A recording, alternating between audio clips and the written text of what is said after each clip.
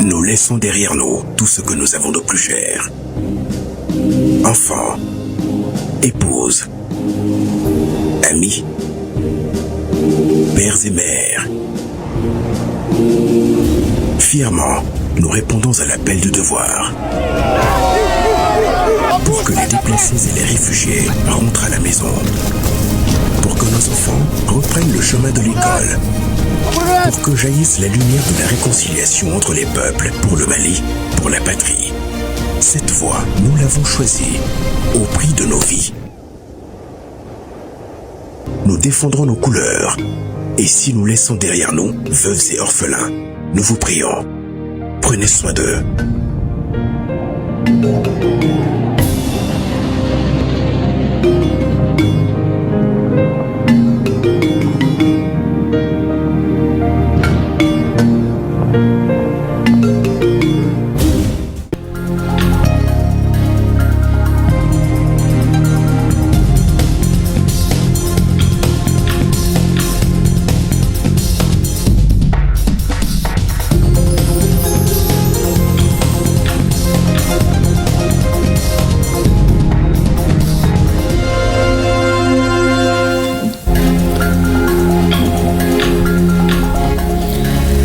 Il est 20h, bonsoir à tous. Les titres, la révolution digitale est en marche au Mali. Le chef d'État, le général d'armée Assimi Goïta, lance la plateforme numérique sécurisée à la faveur de nos missions diplomatiques et post-consulaires. La cérémonie a aussi été le lieu de présenter le sticker unique de visa d'entrée au Mali. Sira Bachili était sur place pour l'ERTM. Elle nous donnera plus d'explications. Un autre chantier de développement lancé cette fois-ci par le Premier ministre. Il s'agit de la Semaine des marques au Mali. La deuxième édition se tient sous le thème Faire des marques locales, un pilier du développement endogène. Le CEMAPI, sous l'égide du ministère de l'Industrie et du Commerce, va durant toute une semaine mettre un accent particulier sur la protection et la labellisation de nos marques locales. Le ministre de l'Énergie et de l'Eau à la Société Énergie du Mali, Boubacar Diané, échange sur les dispositions prises afin que la société réponde efficacement et rapidement aux attentes des populations durant le mois béni de Ramadan. Qui est lanceur d'alerte? Quelles conditions doit-on remplir avant de lancer l'alerte? Garibou Pérou et Sidiki Balo sont sur les traces du lanceur d'alerte et la réponse, c'est dans la chronique judiciaire. Merci de votre présence. Bienvenue aux informations. Nous sommes mardi 18 février. Cérémonie de lancement à Koulouba ce matin sous la présidence du chef d'État, le général d'armée Assimi Goïta. Le Mali dispose désormais d'une solution informatique sécurisée dans ses missions diplomatiques et consulaires. Il s'agit d'une plateforme numérique pour faciliter le processus de demande de documents pour les Maliens établis à l'extérieur et les demandes de visa d'entrée au Mali pour les étrangers. Également présenté au président de la transition, le sticker pour le visa d'entrée au Mali qui sera désormais unique. Sera Bachili a assisté à la cérémonie de lancement. Elle nous spécifie aussi que le système est doté d'un volet communication fourni par la présidence, le secrétariat général du gouvernement et l'ERTM. Suivons son reportage.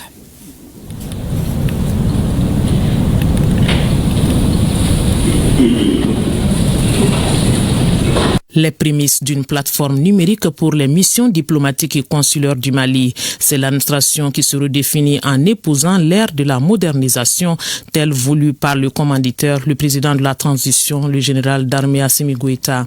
Dans 15 jours exactement, les services des missions diplomatiques seront accessibles en un clic pour les Maliens établis à l'extérieur et les étrangers souhaitant séjourner au Mali.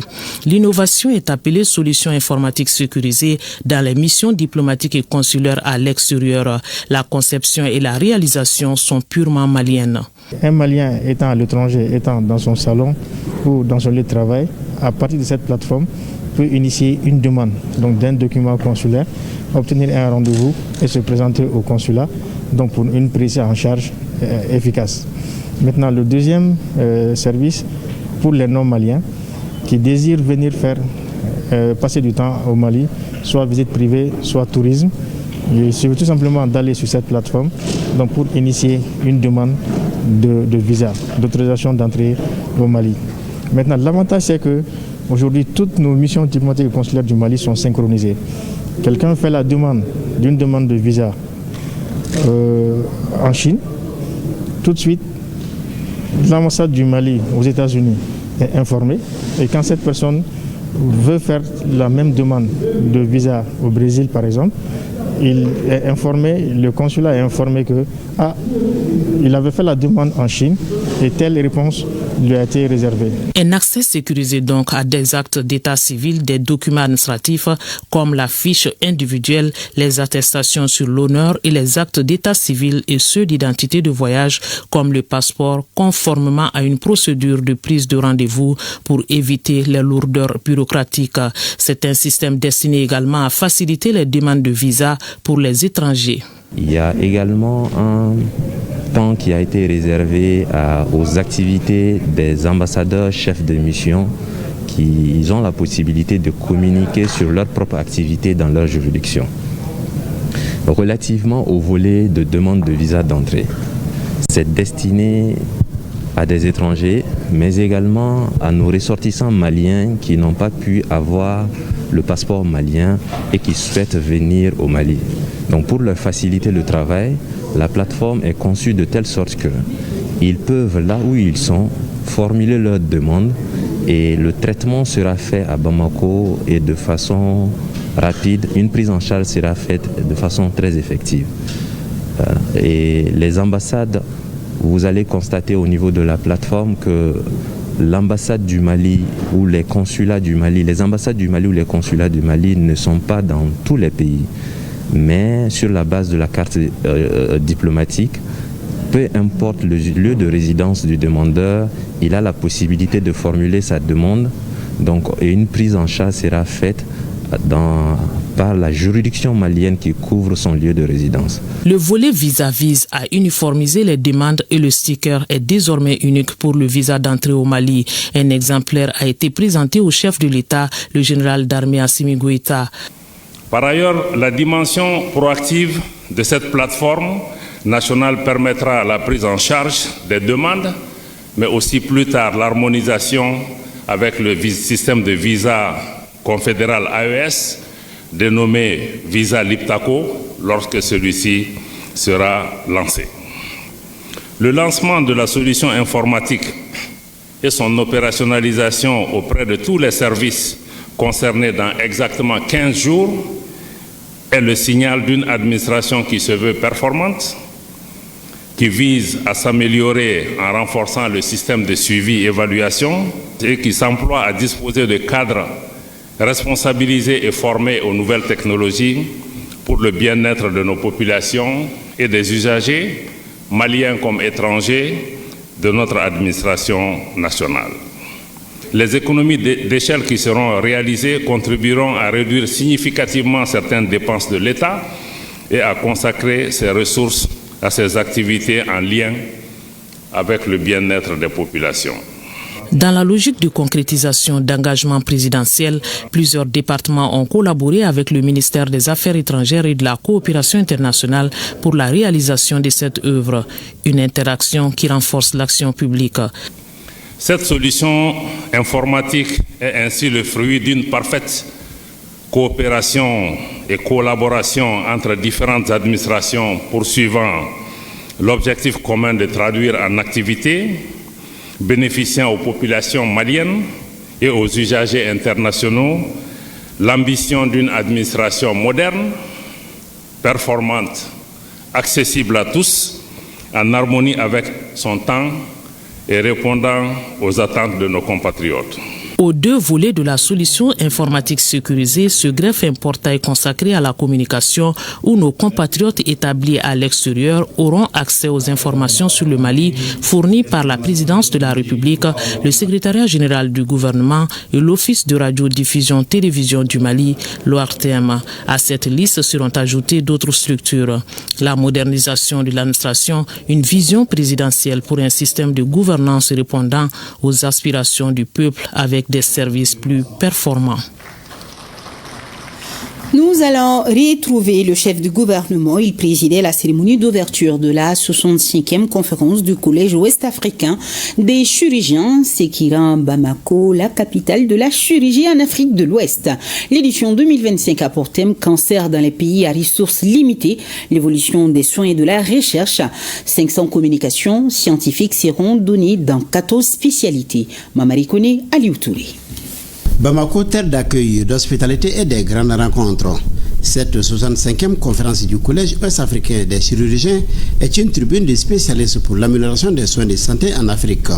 La Société malienne de chirurgie se réjouit de la tenue de cette rencontre à Bamako. Mais déjà, les activités ont commencé depuis le 10 février dernier. C'est une fierté donc pour notre pays d'abriter cette conférence. Permettez-moi d'exprimer toute notre gratitude à son Excellence, le général d'armée Assimi Goïta, président de la transition, chef de l'État, pour son soutien indéfectible pour cette initiative. Nous avions réalisé une première campagne de chirurgie gratuite du 10 au 13 février à Bamako et à Kati, ce qui nous a permis d'opérer 685 patients gratuitement, mais avec les soins de Madame le ministre de la Santé et du Développement social. Nous avons pu former 300 agents de santé sous le leadership du ministre de l'Enseignement supérieur et de la Recherche scientifique. Le président du Collège ouest-africain des chirurgiens salue les avancées obtenues dans le cadre de la lutte contre les maladies dans la sous-région. Le collège dira son président, le professeur Emmanuel Ezeome, ouvrira cette année un centre primaire au Cameroun. Les professionnels de la chirurgie vont échanger autour d'un thème d'intérêt en relation avec les cancers. Le thème de la 65e conférence annuelle, je cite, « Cancer dans les pays à ressources limitées, l'évolution des soins et de la recherche », fin de citation, cadre bien avec la vision du président de la transition, chef de l'État, de doter le Mali d'un système de santé performant.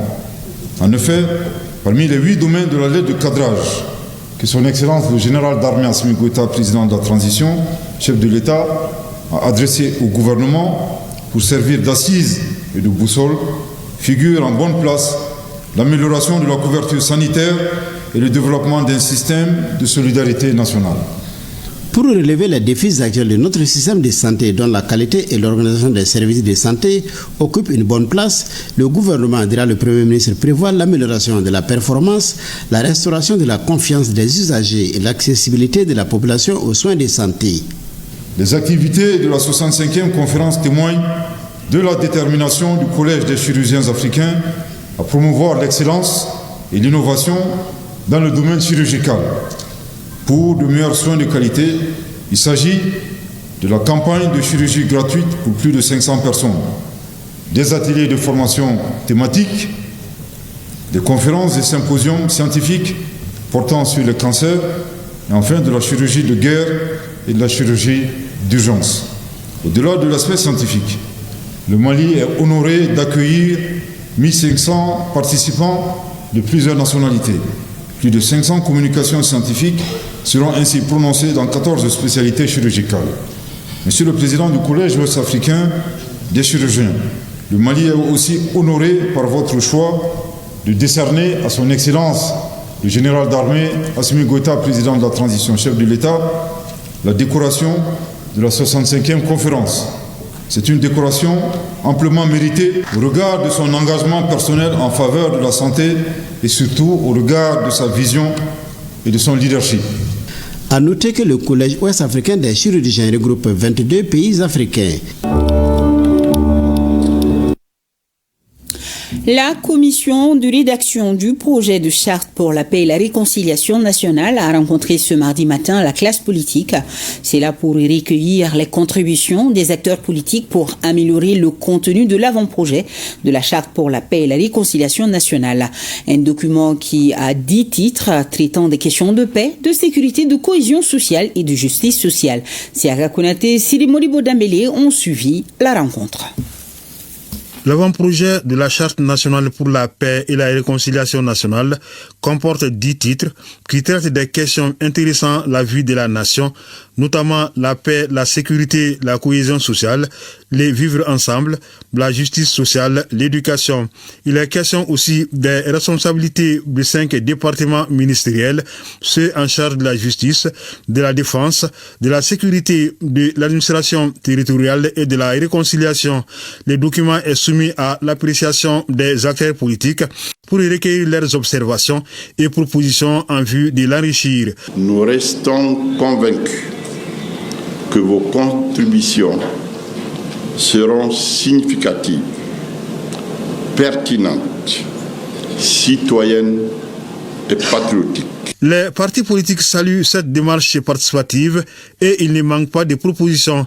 Des propositions qui concernent entre autres la moralisation de la vie publique, la mise en œuvre des recommandations issues des différents forats, le changement de comportement des agents de l'État, la lutte contre le chômage des jeunes, la rémunération des élus locaux. Si l'État pensait et voyait et regardait de clin d'œil, pour qu'en réalité, désormais, que les élus locaux, qu'on appelle communément les maires, puissent avoir des rémunérations.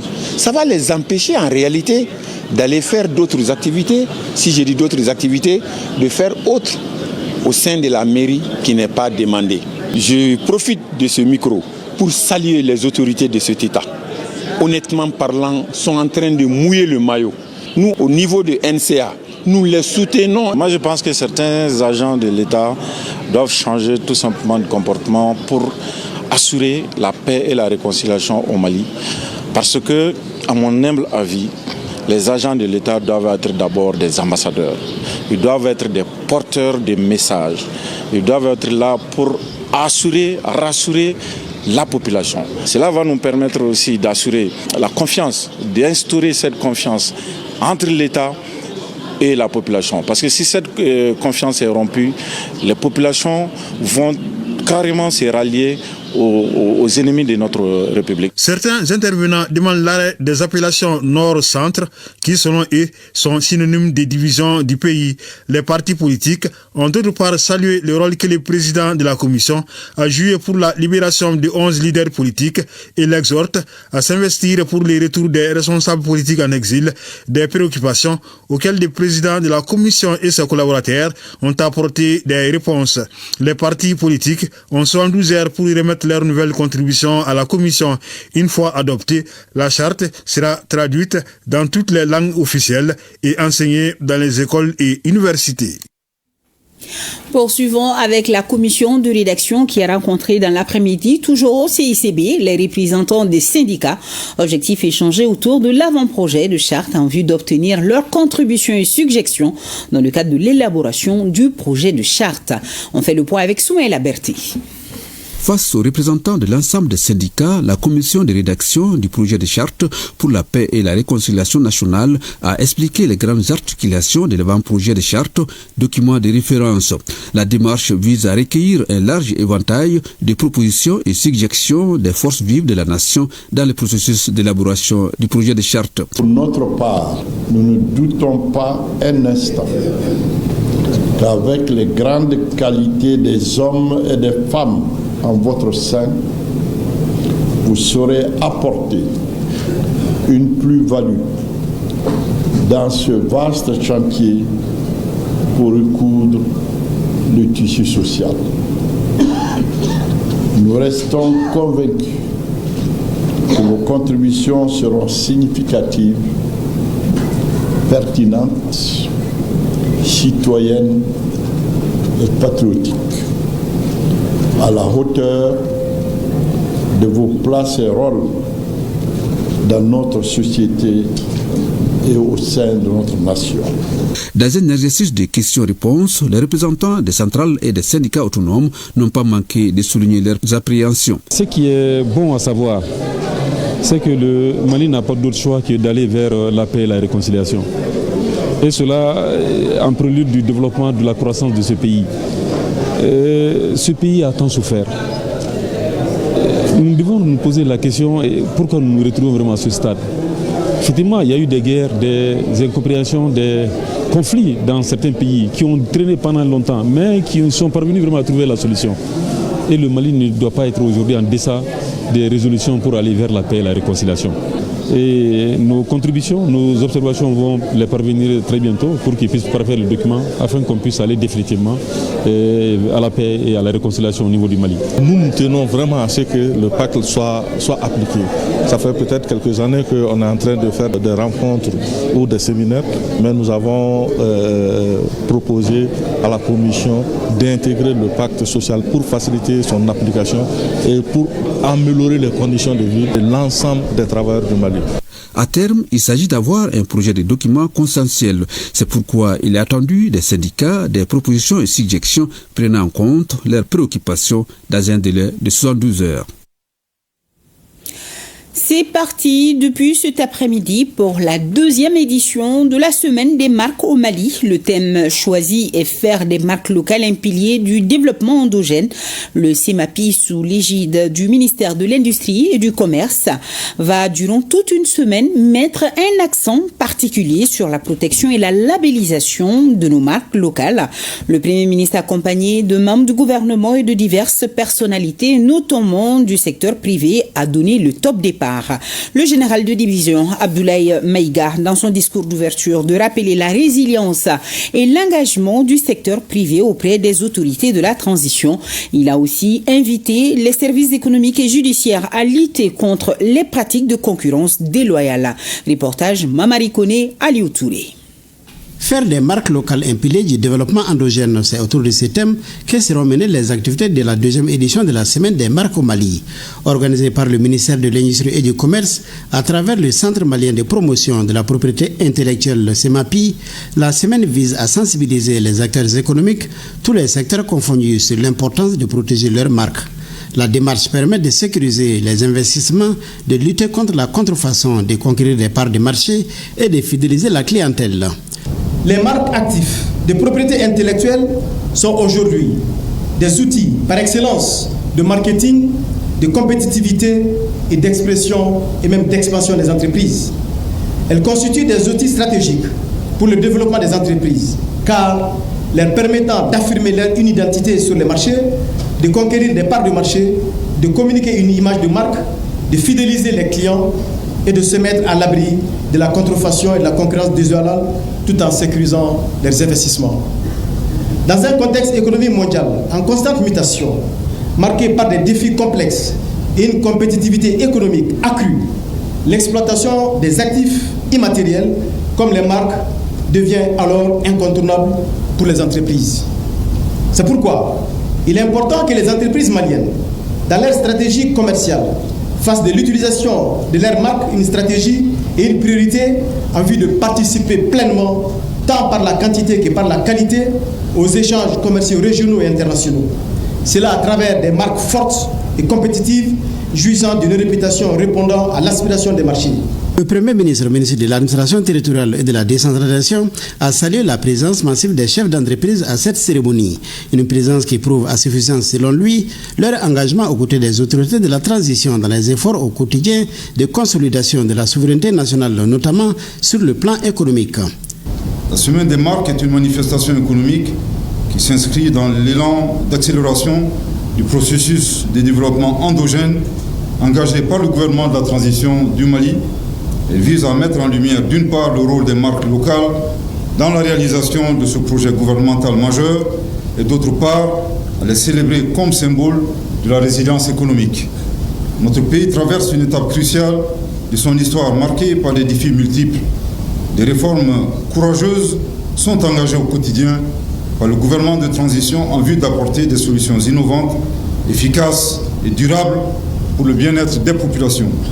C'est pourquoi, en plus des réponses politiques et sécuritaires aux défis auxquels notre pays est confronté, le gouvernement de transition est plus que jamais déterminé à créer les conditions les plus optimales pour assurer la viabilité, la vitalité, la compétitivité et le développement des entreprises installées sur le territoire national. Cela permettra, selon les chefs du gouvernement, d'accroître leur contribution à l'économie nationale et de garantir notre souveraineté économique. Président de la transition, chef de l'État, son Excellence le général d'armée Assimi Goïta, à l'occasion du traditionnel message de Nouvel An, disait ceci, je cite, « Notre peuple, à travers le dialogue intermalien, a marqué sa constance, mais surtout sa conviction pour l'avènement d'un Mali nouveau, le Mali croit, le Mali de nos rêves. Fin de citation. Ces mots prononcés le 31 décembre 2024 résument la lumineuse vision qu'il nourrit pour un Mali souverain et prospère. Pour que le Mali de nos rêves devienne une réalité, et pour presser la cadence de la marche de notre pays sur le chemin de l'émergence et du progrès, il nous faut ensemble relever le défi d'un développement endogène porté et soutenu par les Maliennes et les Maliens, au premier rang desquels figurent les acteurs économiques. Cette semaine est une belle opportunité de valoriser davantage les marques nationales pour renforcer l'économie et promouvoir l'excellence à travers des produits de qualité sur le marché national, sous-régional et international. S'il est vrai que la protection d'une marque est une nécessité pour les entreprises, il n'en demeure pas moins que la préservation de ce droit exclusif de propriété doit être une mission permanente des services de répression économique et judiciaire contre les pratiques de concurrence déloyale, notamment de contrefaçon et de piraterie. Le respect de l'application des principes de la propriété intellectuelle dans un environnement juridique favorable à la protection de la créativité et des investissements est un facteur pouvant contribuer à assainir le marché, à améliorer le climat des affaires et à préserver la santé des consommateurs. Au programme de cette semaine, des panels de haut niveau, des masterclass, des caravanes, des visites d'entreprises et des remises de distinction aux 7 meilleures entreprises. Le prix du président de la transition pour la meilleure marque des jeunes entrepreneurs et celui du Premier ministre pour la meilleure marque féminine seront décernés. Et cette cérémonie d'ouverture a enregistré la présence de l'ensemble des acteurs du secteur privé. Chacun, à travers une communication, a apporté son expertise dans le cadre de la promotion des marques maliennes. Le ministre de l'Industrie et du Commerce lui a mis l'accent sur la promotion du Made in Mali. Le reportage de Awaditma Kamara. Hôtel Azalaï de Bamako cet après-midi. Un gratin d'entrepreneurs réunis ici dans cette salle-là, où les couleurs des marques maliennes s'entrelacent. Ainsi, le ton de la deuxième édition de la Semaine des marques est donné, un rendez-vous incontournable pour les créateurs, entrepreneurs et investisseurs du Mali. De la mode à la technologie, des banques aux assurances en passant par le commerce. Cette Semaine des marques se positionne comme un véritable moteur d'innovation et de développement. Une diversité de secteurs qui présage d'un meilleur avenir économique du Mali. Les partenaires se sont mobilisés pour faire de l'édition 2025 une réussite. Vraiment marqué pour Mali, nous sera participer à la folie mais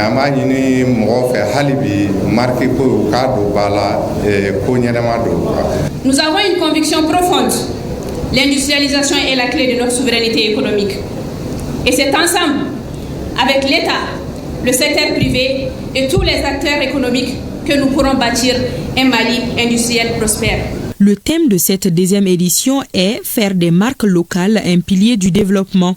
Un objectif clé pour renforcer la compétitivité du Mali sur la scène internationale. Le Made in Mali passe par là. Le thème vient conforter cette dynamique et vise à mettre en exergue le rôle des marques dans la réalisation de ce programme gouvernemental majeur et accélérer les marques locales comme symbole de la résilience économique. Ce rendez-vous des entrepreneurs maliens s'inscrit dans une dynamique de promotion de l'économie locale, une vision du président de la transition partagée par ses pairs de l'AES. La célébration de la Semaine des marques offre l'opportunité de mettre en exergue un défi propre à notre économie et aux enjeux de l'heure, celui de la promotion des marques Made in Mali qui importe d'encourager, de promouvoir et de soutenir pour le bien d'une consommation locale accrue et plus soutenue. Aujourd'hui, tous les efforts doivent converger, fortement orientés vers la promotion de la consommation des produits et services offerts par l'espace économique de la Confédération de l'Alliance des États du Sahel AES. Toute chose qui sert de nature à mutualiser et à fédérer les synergies afin d'accroître la contribution des marques dans la diversification de la base productive de l'économie des pays de l'AES, conformément aux orientations et déclarations du premier sommet de la conférence des chefs d'État de l'Alliance des États du Sahel, tenu à Niamey le 6 juillet 2024. Un panel a suivi la cérémonie d'ouverture, une occasion pour les orateurs d'expliquer l'importance du thème et les atouts du Mali sur le plan économique. Ces discussions ouvrent ainsi la voie d'une véritable campagne de plaidoyer pour la promotion des marques locales. Sur un tout autre plan, tenu ce mardi à la Cour suprême d'un atelier sur la présentation des résultats annuels du programme d'appui aux collectivités territoriales. Ce programme est financé dans sa phase 6 par la République fédérale d'Allemagne à travers la KfW pour un montant de 13 milliards de francs CFA. Mamadou Fane. La réalisation du programme d'appui aux collectivités territoriales Pacte au titre de l'année 2024, passé au peigne fin par la section des comptes de la Cour suprême du Mali à la faveur d'un atelier. Il s'agit par cette rencontre de présenter les résultats des droits de tirage accordés annuellement aux collectivités par la KfW. L'objectif est de permettre aux participants venant des structures impliquées dans le processus de la décentralisation au Mali de comprendre les différents résultats. En 2024 et au titre de la composante 2 du pacte 6, les contrôles des investissements réalisés à travers le FNACT ont été effectués dans 140 collectivités territoriales. Les rapports qui en sont sortis ont révélé de nombreux manquements. La convention, comme vous le savez, a été signée en 2014 par le gouvernement du Mali et celui de l'Allemagne dans le cadre du PACT 5 avec principalement deux composantes. La première composante concerne la mobilisation des ressources avec comme promotrice l'ANICT. La deuxième composante constitue le contrôle externe des investissements des collectivités territoriales financés par le Fonds national d'appui aux collectivités territoriales, FNAT, avec comme chef de file la section des comptes. Cet atelier sera un tremplin pour des discussions approfondies autour des résultats des contrôles des investissements pour un meilleur exercice de la maîtrise d'ouvrage par les collectivités territoriales. L'objectif global de ce programme est l'appui aux mécanismes de contrôle nationaux et aux divers acteurs du système FNACT en les associant aux missions de contrôle faites par un consultant indépendant. Les résultats qui seront présentés permettront de contribuer à l'amélioration de la gouvernance des collectivités territoriales, notamment au niveau des procédures de passation des marchés des investissements financés par l'ANICT. Au terme de cet atelier, les indicateurs des résultats du programme sur le niveau de conformité des collectivités seront appréciés, notamment le respect des aspects administratifs, financiers et techniques. Autre grand titre de ce journal, le gouvernement sur pied pour soulager le mois de Ramadan, les jeûneurs. Le ministre de l'Énergie et de l'Eau était à la Société Énergie du Mali. Boubacar Diané a échangé avec la direction générale sur les dispositions prises afin de répondre efficacement et rapidement aux attentes de la population. Youssouf Diakité à Boukouni. Le ministre de l'Énergie et de l'Eau, en se rendant à la direction générale de l'EDM-SA, voulait s'enquérir des dispositions prises pour affronter le mois de Ramadan en termes de fourniture d'électricité. Vous avez déjà visité les centrales de Sirakoro, Balengue, le CNC, l'agence de Barlabougou, les sites des projets de Safo et Kambila. Tout cela témoigne à suffisance la qualité de votre leadership et votre implication. Il faudra que les centrales de EDM soient approvisionnées correctement en combustible. Mais pour qu'il y ait de combustible, il faut de l'argent. Et Dieu seul sait que EDM SA traverse des difficultés de trésorerie. Toute chose qui pourra trouver un début de solution avec la création d'un fonds de soutien aux projets d'infrastructure de base et de développement social. 2 décrets et une ordonnance ont été prises dans ce sens par le gouvernement. Ce fonds est abondé par des prélèvements faits sur les recharges téléphoniques et le retrait, soit respectivement 10 et 1%. Ces prélèvements constituent un sacrifice que les citoyens maliens ont consenti. J'ose donc espérer que notre secteur, qui connaît d'énormes difficultés, sera le premier à bénéficier de ce fonds. À la cérémonie était présent le conseiller spécial du Premier ministre chargé des questions énergétiques. Mamadou Yehia Kamara note que l'état actuel du pays exige la participation de tous à l'effort national. Je vois que ici le plan qui a été proposé par le directeur général, c'est un plan jusqu'en fin juin. Parce qu'en fait, fin juin, c'est un point d'inflexion dans le parcours pour cette année, parce qu'à partir de juillet 2025, il est attendu l'arrivée donc de la deuxième ligne de Manantali. Le ministre Boubacar Diané a quitté l'EDM avec l'espoir que les efforts conjugués donneront des résultats répondant aux aspirations du peuple malien, parlant de la fourniture correcte d'électricité, surtout à cette veille du mois de Ramadan. Œuvre sociale du président de la transition, 450 produits alimentaires répartis entre les familles démunies des communes 5 et 6 et le centre d'accueil et de placement familial de Niamana. Le compte-rendu est signé Sokona Kamisoko. En cette veille du mois de Ramadan, le président de la transition, le général d'armée Assimi Goïta, intensifie ses actions humanitaires. Il a donné ce mardi du sourire à 450 personnes démunies. Elles habitent dans les communes 5, 6 du district de Bamako et le centre d'accueil et de placement familial de Niamana. Elles reçoivent des mains du conseil spécial du chef de l'État des produits alimentaires composés essentiellement de sucre, de riz, de mil et de l'huile. Je remercie le président de la transition, le général d'armée Assimi Goïta. C'est un acte de solidarité important car il contribue à soulager les souffrances et à renforcer la résilience des ménages. Ce soutien va permettre également à de nombreuses personnes d'accomplir ce pilier important de l'islam qui est le jeûne, car il serait difficile à une personne sans nourriture de jeûner. Hier, c'était un sentiment d'inquiétude. Parce que face à l'avancée de ce mois-là, moi j'avais des inquiétudes parce que ici j'ai 102 personnes. Si vous devez donner un demi-sac de sucre à tout ceci-là, vous imaginez un peu.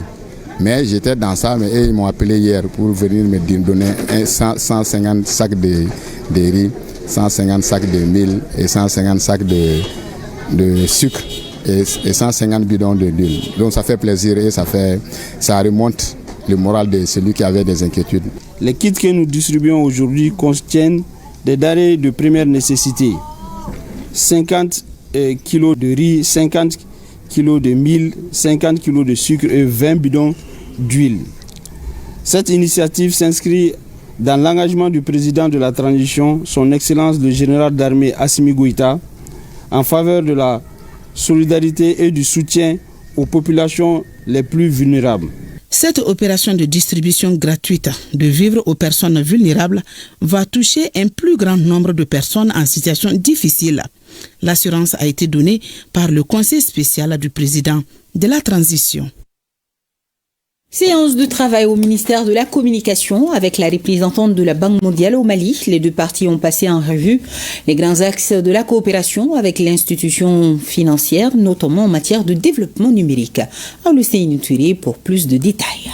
L'accélération de la numérisation de l'administration et de la vie tout court devient une impérieuse nécessité et la Banque mondiale en fait une priorité au point de créer un département du numérique qui s'occupe de ces questions. La nouvelle directrice chargée de l'Afrique de l'Ouest et du Centre séjourne au Mali pour recenser les préoccupations de notre pays et trouver avec les acteurs les solutions adaptées. On a parlé de 3 sujets.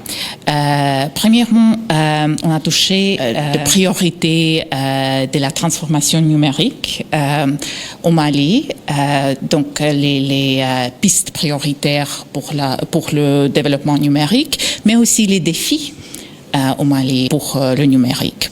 On a discuté des pistes, des nouvelles collaborations entre la Banque mondiale et le ministère. Le ministre en charge de l'économie numérique a largement édifié l'émissaire de l'institution internationale sur les priorités de notre pays et les défis y liés. Depuis le mois de juin dernier, où son Excellence, le général d'armée Assimi Goïta, a lancé un appel pour la digitalisation de l'administration, nous avons vraiment opté pour cela et ce sont ces messages que j'ai transmis ici. D'abord la digitalisation au niveau des finances, au niveau de la santé, au niveau de l'éducation, sans que cela ne soit exhaustif parce que la digitalisation est un projet qui va dans tout le monde et par tous les ministères seront concernés. Nous avons parlé aussi des défis. Il y a les défis des infrastructures, il y a les défis de l'électrification qui fait partie des infrastructures, et les défis aussi des transferts de compétences. Nous avons déjà des projets qui sont déjà dans les circuits d'approbation Et nous avons d'autres projets encore que nous allons actualiser et que nous allons discuter très prochainement à Washington avec la Banque mondiale. Et je crois que c'est là-bas que nous allons vraiment décider de ce qui va vraiment se faire. Mais nous savons déjà qu'avec l'appui du président de la transition, qui a opté pour la digitalisation de tous les pays, et surtout en ce qui nous concerne, les moyens de paiement, n'est-ce pas, l'éducation, la santé, et puis aussi la poste. Parce que nous pensons que les paiements du Trésor peuvent se faire par la poste. Voilà, donc là, nous avons vraiment cet appui politique qui est très important. Mais nous avons aussi parlé sur les préalables. Les préalables de l'électrification en Afrique en général et au Mali particulièrement, c'est d'abord la résolution du problème de l'électricité. Je crois que la Banque mondiale l'a bien compris. On ne peut pas digitaliser sans une électrification satisfaisante du pays. Dans les jours et semaines à venir, les projets seront mieux identifiés et scellés en vue de booster le développement numérique dans notre pays. Session de formation à l'endroit de l'ensemble des présidents de conseil communal, une formation d'une semaine qui se tient au Palais des Pionniers à Maniambougou, en commune 6 du district de Bamako, sur initiative du ministère en charge de la jeunesse. Le ministre Fomba était sur les lieux, nous signale Tchemoko Konati. Les jeunes du Mali à l'école de la citoyenneté, une formation à l'initiative du département en charge de la question qui dédie une semaine entière eu égard à l'importance du concept. Ils sont plus de 700 présidents de conseil communal, tous genres confondus, à effectuer le déplacement. En matière de citoyenneté, j'ai appris qu'ensemble nous pouvons être unis. Il faut être dans le cadre des activités, essayer de développer par exemple sa région, sa commune. La citoyenneté, d'ailleurs, je dirais que ça c'est le socle même du développement d'une nation. Et on souhaiterait quand même avoir cette formation il y a longtemps. Et à travers cette initiative qui permet de regrouper l'ensemble des présidents communaux et régionaux et nationaux. Donc cela nous a permis vraiment de développer notre compétence de vie, notre développement personnel. Cette formation initiée dans le but de contribuer à façonner un nouveau type de citoyen semble donc produire son impact sur les participants. Une assurance pour le ministre des tutelles Abdul Kassim Ibrahim Fomba qui en est l'initiateur. Pour pouvoir développer un pays, il ne s'agit pas de regarder à faire bouger le pays dans son ensemble. C'est de voir là où nous sommes, le travail que nous avons, les missions que nous avons, missions en tant que représentants de la jeunesse de leur communauté, comment animer cette jeunesse-là et comment amener cette jeunesse-là dans un esprit d'implication et d'engagement dans le cadre du développement de leur communauté. En rencontrant ce lundi les responsables des jeunes, le ministre Fomba voulait aussi recenser leurs préoccupations notamment relatives à la question d'emploi. Une des premières mesures, c'est déjà de remonter aujourd'hui tous ces échanges que nous avons eus avec la jeunesse, en partageant ça avec les différents départements concernés. La deuxième chose, je pense que c'est d'essayer de voir un programme global de réponse qu'il faut avoir, et ce programme global en mettant les responsabilités de chaque département là-dessus. Mais nous avons aujourd'hui 2 documents, un tout dernier qui a été fait l'année dernière, qui sont les états généraux de la jeunesse. Je pense que beaucoup de ces recommandations ici se retrouvent déjà dans les états généraux de la jeunesse. En attendant la fin de cette formation des jeunes prévue pour ce mardi, le ministre et ses interlocuteurs se quittent dans l'espoir de se retrouver bientôt pour d'autres questions des jeunes. La culture syndicale, le sujet était au centre d'un atelier de formation de 2 jours organisé par la section syndicale de l'Institut national de prévoyance sociale. Cette session a renforcé les capacités des membres du bureau exécutif du comité syndical pour une meilleure défense des intérêts des travailleurs de la structure. La formation a été sanctionnée par une assemblée générale, nous rapporte Sokona Kamisuko. Un syndicaliste qui ne connaît pas ses droits ne peut pas défendre le droit de ses concitoyens. C'est justement dans ce cadre que se situe la présente session de formation initiée par le comité syndical de l'INPS, l'Institut national de prévoyance sociale, à l'intention de ses membres. L'exercice s'inscrit dans une démarche de renouveau au sein de la structure. L'atelier a pour thème la culture syndicale. La culture syndicale est en fait toutes les dimensions de la personne humaine, au plan moral, au plan social, au plan culturel, au plan du développement et même au plan politique. Le syndicalisme, dans toutes ses dimensions politiques et économiques, se propose de bâtir le présent pour construire l'avenir. Et cela dans le sens du progrès. La rencontre doit permettre aux participants de mieux s'approprier le code du travail. Aussi est-il question du pacte de stabilité sociale et de croissance. Au terme de ces 2 jours, vous serez outillés, suffisamment outillés pour défendre l'intérêt de nous tous, camarades. Cette formation est aussi nécessaire parce que l'INPS, à travers son directeur général, a procédé à un recrutement massif de jeunes pour répondre à plusieurs soucis. Ce que nous devons faire, c'est la formation et c'est ce que nous avons entamé. Cet atelier de formation s'étend sur 2 jours. Il regroupe une quarantaine de participants venus de plusieurs régions et du district de Bamako. Je vous propose de suivre le président du conseil régional de la société civile de Ségou, Modibo Oumar Koulibaly, nous parle des biens fondés de la décision du gouvernement de prélever un montant sur les opérations téléphoniques. Il s'est entretenu avec Honoré Tchenou. Tout développement repose sur la mobilisation des ressources propres, des ressources internes. L'aide qui vient de l'extérieur doit être un appoint. En français facile, vous décidez de vous développer selon vos schémas, vos ambitions, vos chronogrammes. Il faut que vous acceptez de payer votre développement. Sinon, si vous laissez votre développement entre les mains de ceux qui vous financent, ils vont vous transformer en cobaye et vous allez vous déployer en fonction de leurs objectifs et non des vôtres. Ça, c'est le principe même du développement, du progrès. Donc, tous les peuples qui ont progressé, tous les peuples qui se sont développés, c'est les dirigeants qui ont mis des systèmes de mobilisation des ressources internes pour satisfaire aux besoins stratégiques de ces peuples.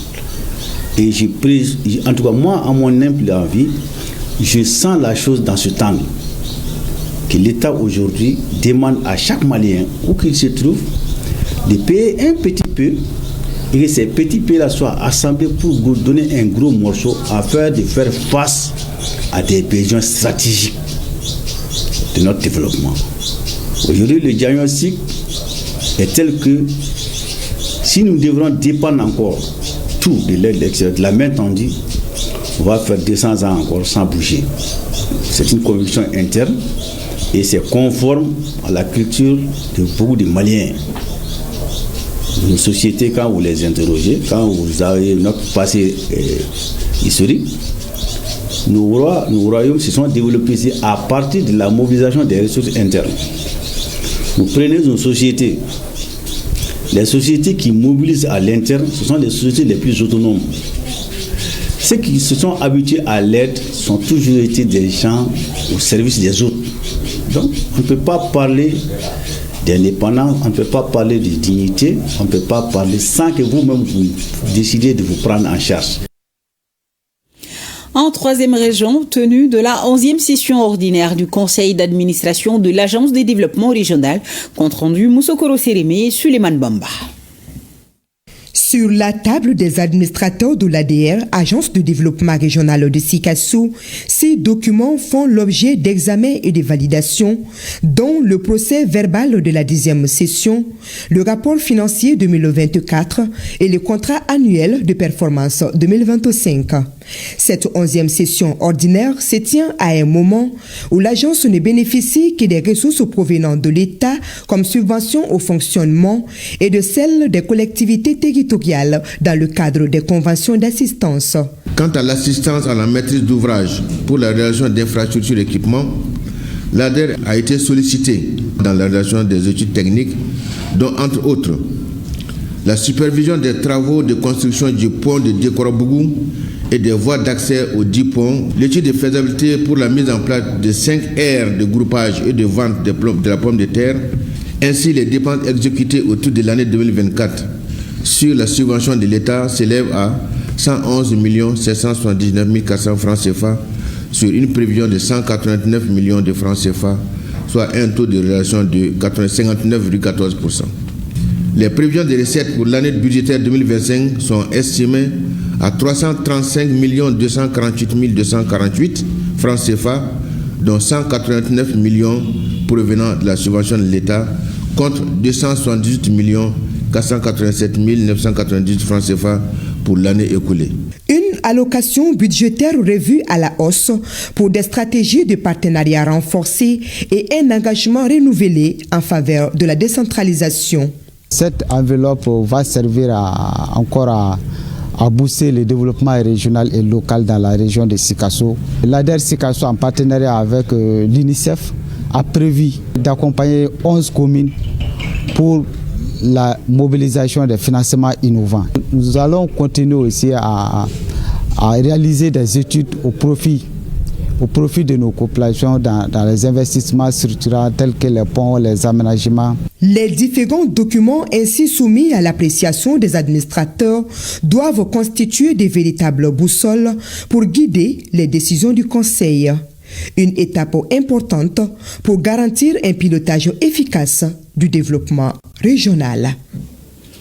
Voyons la 17e session ordinaire du Conseil d'administration de l'Office pour la mise en valeur du système Fagibine. C'est avec Nadim Baba Sissé et Alou Koulibaly. L'Office pour la mise en valeur du système Fagibine, c'est plus de 5 lacs interconnectés avec d'énormes potentialités agro-silvopastorales et piscicoles, dont le siège est à Gundam. Il couvre 6 cercles dans la région de Tombouctou avec le nouveau découpage territorial. À cette 17e session ordinaire du Conseil d'administration, les administrateurs examinent plusieurs documents soumis à leur appréciation et jaugent ensemble le bilan 2024 de l'Office. L'année 2024 a été marquée par des conséquences des crises multiples dans la zone. La mauvaise crue couplée à un manque de financement significatif, ce qui a déstabilisé la conduite des activités. Cela a eu un impact négatif sur les opportunités économiques et les moyens de subsistance de certaines familles vulnérables.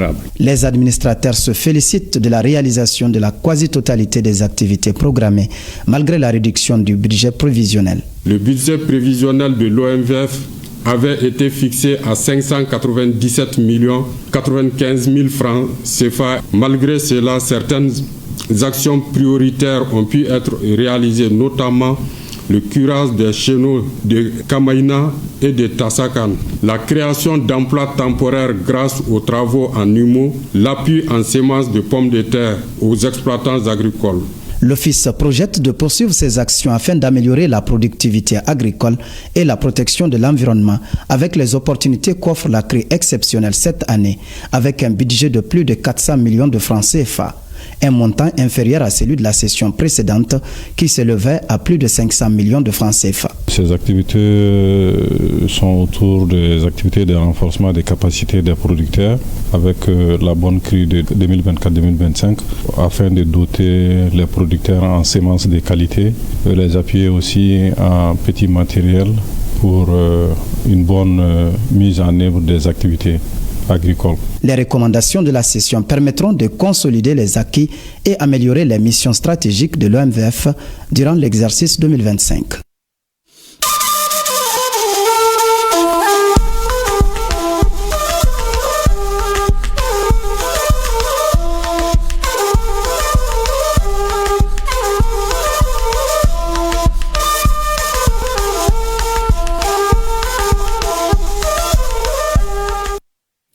Le Premier ministre nigérien Ali Mahaman Lamine Zein reçoit en audience la représentante de l'UNICEF au Niger, Jamila Amadou et Ousmane Sani Abdou pour le reportage. Cette audience accordée par le Premier ministre de l'économie et des finances, Ali Mahaman Lamine Zein, à la représentante de l'UNICEF en compagnie de celle du système des Nations Unies, et en présence de plusieurs membres du gouvernement est axée sur l'appréciation du document sur le partenariat mondial pour l'éducation afin de soutenir d'importantes mesures visant à assurer la qualité de l'éducation au Niger. Nous avons eu la chance ce matin de rencontrer son Excellence le Premier ministre avec aussi des ministres en charge du secteur de l'éducation pour pouvoir parler de manière spécifique de l'avancement de la soumission au partenariat mondial de l'éducation d'un programme pour soutenir le système de l'éducation à l'ordre de 142 millions de dollars. Au niveau du gouvernement du Niger, pour assurer la qualité de l'éducation, renforcer aussi l'accès des enfants, notamment en ce qui concerne la construction des salles de classe. Nous voyons qu'aujourd'hui, le gouvernement du Niger met beaucoup d'accent pour assurer que les enfants puissent accéder à un environnement sain au niveau de l'éducation en transformant les différentes classes paillotes en matériaux définitifs. D'ores et déjà, des avancées significatives ont été enregistrées afin de renforcer le système éducatif national. Un mot du convoi de ravitaillement et de matériel pour la province de Kompienga, Nadjougou et Pama au Burkina Faso. Accueil triomphal nous font savoir Désiré Ilboudou et Joël Tindab Biga. Le gouvernement renforce la résilience des populations de la province de la Kompienga à travers cet énième convoi de vivres et matériel. Les riverains de la route nationale 18, reliant Pognoa, Kompienga, Nadjagu, Pama et Tendangu, ont été ravitaillés.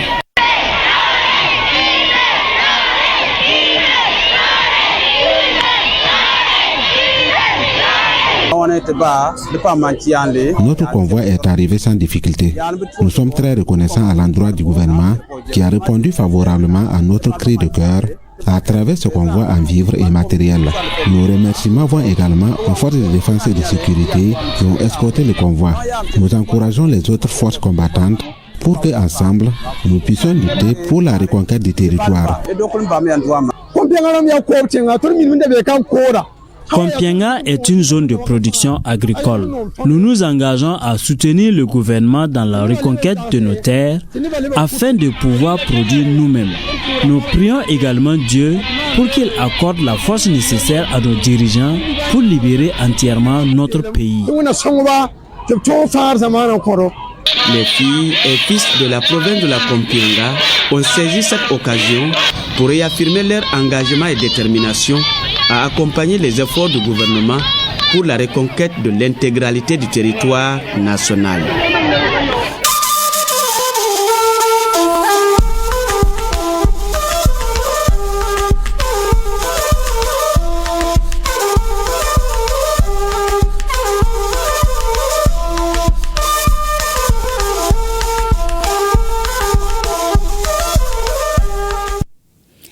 Dans les titres, je vous posais la question suivante. Qui est lanceur d'alerte et quelles conditions doit-on remplir avant de lancer l'alerte?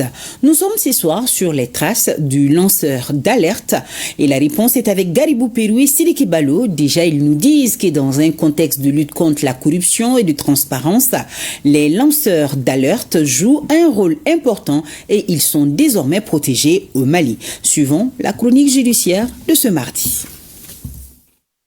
Loin d'être un alarmiste, encore moins un traître ou un espion, le lanceur d'alerte est au service de l'intérêt général.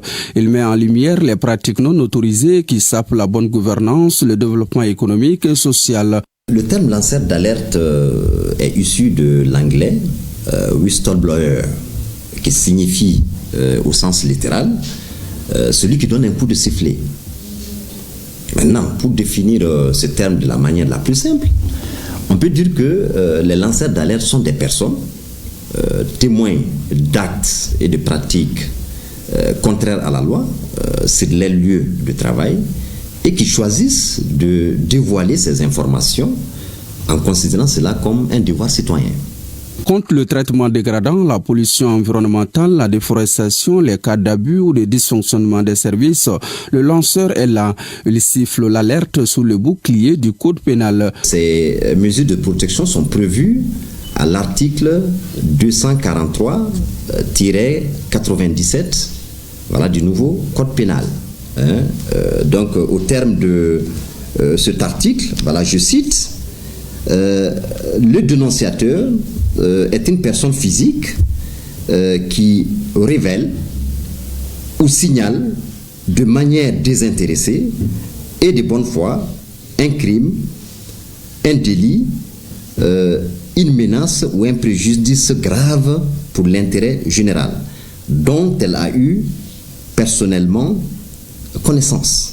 Tout le monde peut être lanceur d'alerte, mais attention, tout le monde ne profite pas de cette protection pénale.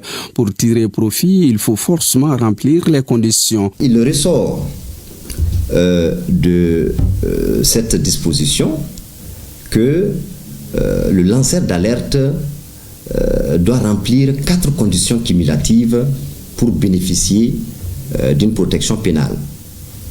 D'abord, il doit être une personne physique. Ensuite, il doit agir de bonne foi, c'est-à-dire qu'il ne doit pas avoir eu l'intention de nuire. Plus encore, il doit agir de manière désintéressée, c'est-à-dire sans aucune contrepartie financière.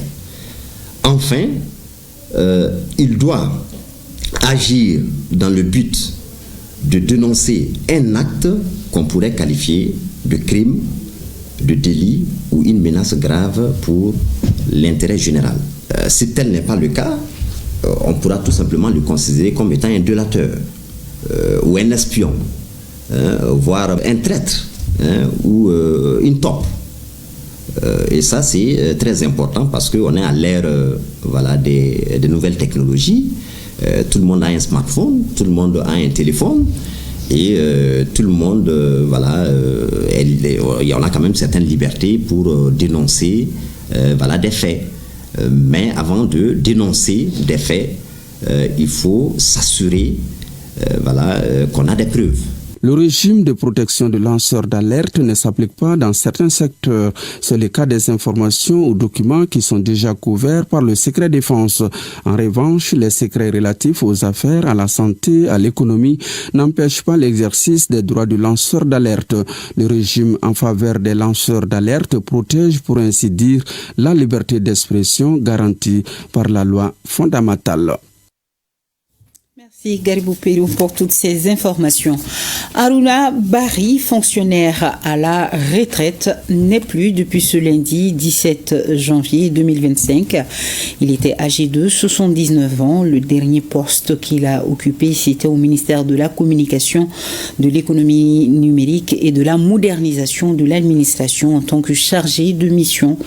Aruna Bari était écrivain. Il a été accompagné à sa dernière demeure par les amis, les collaborateurs et sa famille.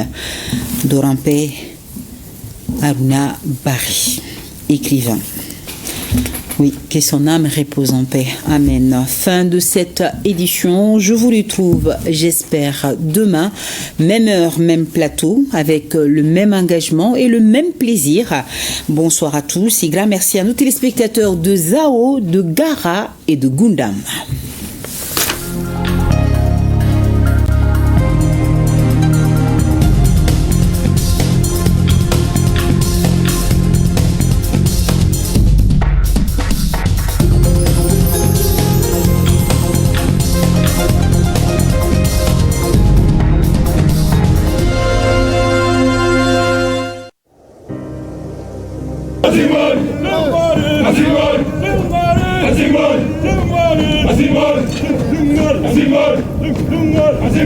Nous laissons